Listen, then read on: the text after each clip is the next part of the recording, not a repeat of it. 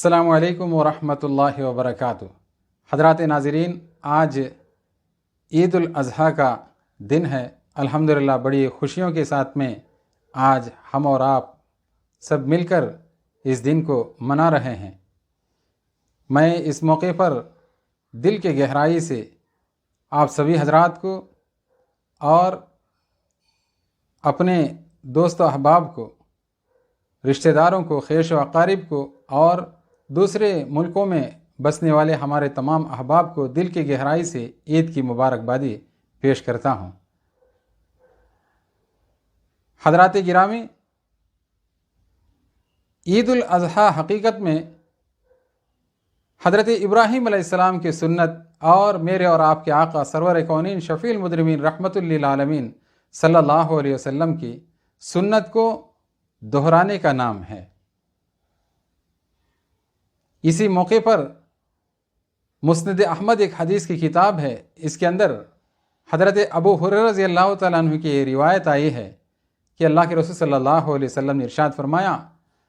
من وجد ساعة فلم یضحی فلا یقربن مصلانا۔ جو شخص قربانی کرنے کی طاقت رکھتا ہو، اس کے باوجود وہ قربانی نہ کرے، اس کو عیدگاہ میں عید کی نماز کی ادائیگی کے لیے مصلی پر آنے کی کوئی اجازت نہیں ہے۔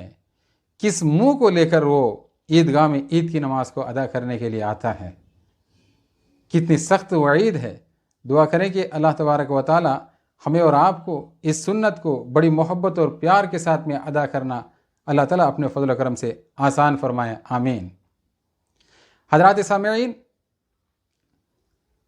اس کو یعنی قربانی والے عمل کو اللہ کے رسول صلی اللہ علیہ وسلم نے سنت ابراہیمی بتایا۔ اس کی وجہ کیا ہے؟ کسی اور نبی کی طرف حضرت آدم علیہ السلام، حضرت یعقوب علیہ السلام یا حضرت اسماعیل علیہ السلام یا کسی اور پیغمبروں کی طرف اس کی نسبت نہیں ہے، یعنی بلکہ اس کی نسبت حضرت ابراہیم علیہ السلام کی طرف آپ نے کی ہے۔ اس کی وجہ علماء اکرام یہ بتاتے ہیں کہ حضرت ابراہیم علیہ السلام سے پہلے لوگوں کو اختیار دیا گیا تھا، وہ قربانی کے لیے جانور ہی دینا کوئی ضروری نہیں ہے، بلکہ کھانا ہے یا پینے کی چیز ہے یا جانور ہے، چاہے وہ زندہ ہو، چاہے وہ ذبح کر کے ہو یا کوئی اور چیز ہے، اس کو قربانی کے شکل میں دی جا سکتی تھی۔ لیکن جب حضرت ابراہیم علیہ السلام کو یہ خواب دکھایا گیا کہ آپ اپنے لخت جگر حضرت اسماعیل علیہ السلام کو اپنے ہاتھوں سے ذبح کر رہے ہیں،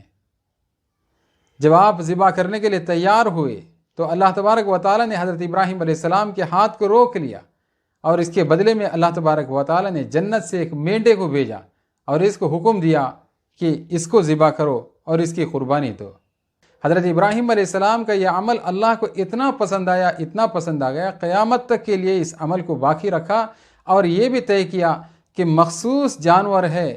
ان جانوروں کی قربانی اگر دی جائے تو قربانی کی ادائیگی ہوگی، ان جانوروں کے علاوہ کسی اور شکل میں قربانی دیں گے تو قربانی کی ادائیگی نہیں ہوگی۔ اب یہ سنت ابراہیمی بھی ہوئی اور سرکار مدینہ صلی اللہ علیہ وسلم بنفس نفیس اس پر عمل کرنے کی وجہ سے یہ سنت نبی پاک صلی اللہ علیہ وسلم بھی ہوا۔ حضرات گرامی، اس موقع پر یعنی قربانی والے اس عمل کے دن اللہ تبارک و تعالیٰ کی طرف سے ہمیں اور آپ کو اہم ترین ایک سبق ملتا ہے، جس کے بارے میں سورۃ الحج سورہ نمبر 22 آیت نمبر 37، لَن يَنَالَ اللَّهَ لُحُومُهَا وَلَا دِمَاؤُهَا وَلَٰكِن يَنَالُهُ التَّقْوَىٰ مِنكُمْ۔ ان خوبصورت الفاظ میں اللہ تبارک و تعالیٰ نے قرآن پاک کے اندر ارشاد فرمایا کہ تمہارے جانوروں کی جب قربانی دی جاتی ہے میرے پاس یعنی اللہ تبارک و تعالیٰ کے دربار میں، نہ تمہارا خون پہنچتا ہے اور نہ اس کا گوشت اور ہڈیاں جو پہنچتی ہے، وَلَٰكِن يَنَالُهُ التَّقْوَىٰ، لیکن میرے پاس کیا پہنچتا ہے؟ تمہارے دل کا جو جذبہ ہے، جس کو تقویٰ کہتے ہیں، یہ میرے پاس پہنچتا ہے۔ تو گویا کہ اللہ تبارک و تعالیٰ کے حکم کے مطابق ہم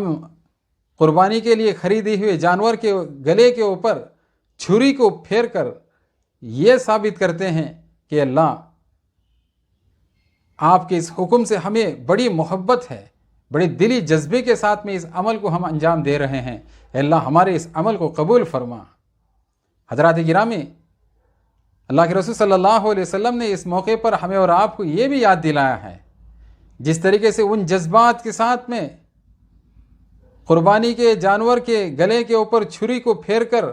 اللہ تبارک و تعالیٰ سے محبت کا ثبوت ہم پیش کرتے ہیں، اسی طریقے سے اللہ کے مرضیات کے خلاف کوئی بھی عمل ہماری زندگیوں میں ہو، جیسا کہ رشتے ناطے کو توڑنا، کسی کے اوپر ظلم و زیادتیاں کرنا، حسد اور جلن سے کسی کو نقصان پہنچانا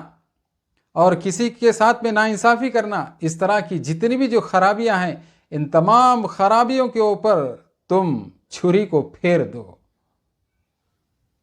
اور اسی سے اللہ تبارک و تعالیٰ کی محبت اور تقوی جیسا عظیم الشان نعمت ہمیں اور آپ کو اللہ تبارک و تعالیٰ کی طرف سے ملے گی۔ دعا کریں کہ اللہ تبارک و تعالیٰ اس جذبے کو ہمیں اور آپ کو آج کے اس موقع پر اپنے دل کے اندر پیدا کرنا آسان فرمائے۔ حضرات ناظرین، آج ہم اپنے جانوروں کی قربانی دیتے ہیں، اس سلسلے میں چند آداب ہیں، اس کا ضرور ہمیں اور آپ کو خیال رکھنا چاہیے۔ ایک تو یہ ہے کہ جس جانور کے گلے کے اوپر ہم اور آپ چھری پھیرنا چاہتے ہیں، جب جانور بڑا ہوتا ہے اس کا پھڑپڑانے کا اندیشہ ہوتا ہے، اس لیے ہم اس کے ہاتھ پیر کو باندھ دیتے ہیں۔ جیسے ہم اس کو بسم اللہ اللہ اکبر کہہ کر ذبح کر ڈالتے ہیں، ذبح کرنے کے بعد میں فوراً اس کے ہاتھوں کو اور پیروں کو کھول دو، اس لیے کہ اللہ کے رسول صلی اللہ علیہ وسلم نے حدیث پاک کے اندر ارشاد فرمایا، ما عمل آدمی من عمل یوم النحر احب الی اللہ من احراق الدم۔ آج کے دن خون کو بہانے سے زیادہ اللہ تبارک و تعالیٰ کے نزدیک کوئی بھی عمل پسندیدہ نہیں ہے۔ تو معلوم ہوا کہ گوشت ہے یہ اصل نہیں ہے، بلکہ خون کو بہانا اصل ہے۔ تو محققین کہتے ہیں کہ جب جانور پھڑ پڑا جاتا ہے اور کھل کر وہ لوٹتا پوڑتا ہے، تو اس وقت اس کے رگوں کے اندر سے جتنا خون جو بندھا ہوا ہے، پورے کا پورا خون گلے کے ذریعے سے وہ نکل جاتا ہے اور ختم ہو جاتا ہے۔ اور اگر ایسا نہیں کریں گے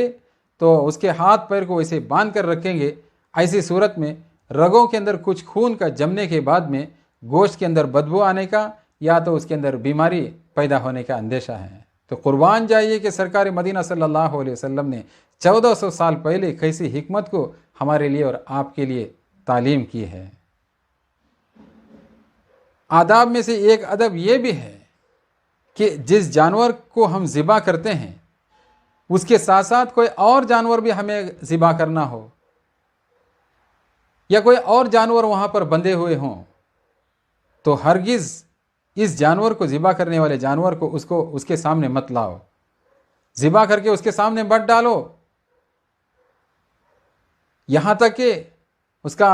پیر ہے کٹے ہوئے یا گوشت کا ٹکڑا ہے یا سری ہے کوئی اور چیز ہے، وہ بھی دوسرے جانور کے سامنے مت رکھو۔ ایسا کریں گے تو فطری طور سے اس کے اندر خون کیا ہو جائے گا، ڈر کی وجہ سے، گھبراہٹ کی وجہ سے سوکھ جائے گا۔ تو اس سے بھی کیا ہو جائے گا، اصل مقصد جانور کے خون کو بہانا ہے، تو خون جس مقدار بہنا چاہیے اس مقدار میں وہ جانور سے دوسرے جانور سے بھی نہیں بہہ سکتا، تو اس لیے اس کا خیال رکھیں تو دوسرے جانور کو اس کے سامنے نہ لائیں۔ ایک صحابی کو اللہ کے رسول صلی اللہ علیہ وسلم نے یہ عمل ایسا کرتے ہوئے دیکھا تو آپ صلی اللہ علیہ وسلم نے سختی کے ساتھ میں ان کو منع کیا، اور آپ صلی اللہ علیہ وسلم نے بتلایا کہ ایک جانور کو 2 موتوں سے تم مت گزارو۔ ایک موت تو وہ ہے کہ جو اس کے گردن کے اوپر چھری پھیر کر تم دیتے ہو، اور دوسری موت یہ ہے کہ دوسرے جانور کا جو کٹا ہوا کوئی حصہ ہے یا خون ہے کوئی اور چیز ہے اس ذبح ہونے والے جانور کے سامنے رکھو۔ تو یہ کچھ قربانی کے جانور کے آداب ہیں، اس کا ضرور ہمیں اور آپ کو خیال رکھنا چاہیے۔ اسی طریقے سے ایک اور جو مسئلہ ہے اس کا بھی ہمیں اور آپ کو دھیان رکھنا چاہیے کہ جس جانور کی ہم قربانی دیتے ہیں، جانور کے 7 حصے ایسے ہیں جس کو کھانا ناجائز ہے، ایک بہتا ہوا خون جو رگوں سے وغیرہ جو بہتا ہے اس کو دم مسفوح کہتے ہیں، یہ ناجائز ہے۔ البتہ وہ خون ذبح کرنے کے بعد میں رگوں سے بہنے کے بعد میں جو خون باقی رہتا ہے لگتا ہے، یہ ناجائز اور حرام نہیں ہے۔ دوسرا کہ نر جانور کی پیشاب کی جو جگہ ہے۔ تیسرا مادہ ہے جیسا کہ گائے ہے، بکری ہے، اس کی پیشاب کی جگہ۔ اور چوتھا غدود، جانور کے چمڑی ہے اور گوشت ہے، بیماری کی وجہ سے یا کسی اور وجہ سے ایک گانٹھ کی شکل میں بنتا ہے، کسی اور کوئی ہر جانور کے اندر ہونا ضروری نہیں، کسی کسی میں ہوتا ہے، جس کو گلٹی بھی کہتے ہیں، یہ اگر ہے تو اس کا کھانا بھی ناجائز ہے۔ اور پانچواں مثانہ یعنی پیشاب کی تھیلی۔ چھٹا پتا، جس کو پت بھی کہتے ہیں، یہ۔ اور ساتواں کپورے، جو جانور کے نر جانور کے جو بیج ہوتے ہیں، یہ 7 اعضاء ہیں، اس کا کھانا شریعت کے اندر ناجائز ہے، اس کا خاص طریقے سے دھیان رکھیں۔ حضرات گرامی، ہم میں سے بہت سارے ساتھی ایسے بھی ہیں جو دوسروں ملکوں کے اندر رہتے ہیں، وہ ہم سے ریکویسٹ کرتے ہیں، درخواست کرتے ہیں، ہمارے پاس اتنی سہولت نہیں ہے، ہمارے طرف سے یہ قربانی آپ ادا کر ڈالیں، اس کا جو کچھ بھی رقم ہوگی ہم ادا کر دیں گے۔ تو اس وقت خاص طریقے سے اس بات کا دھیان رکھنا بہت ضروری ہے، اس لیے کہ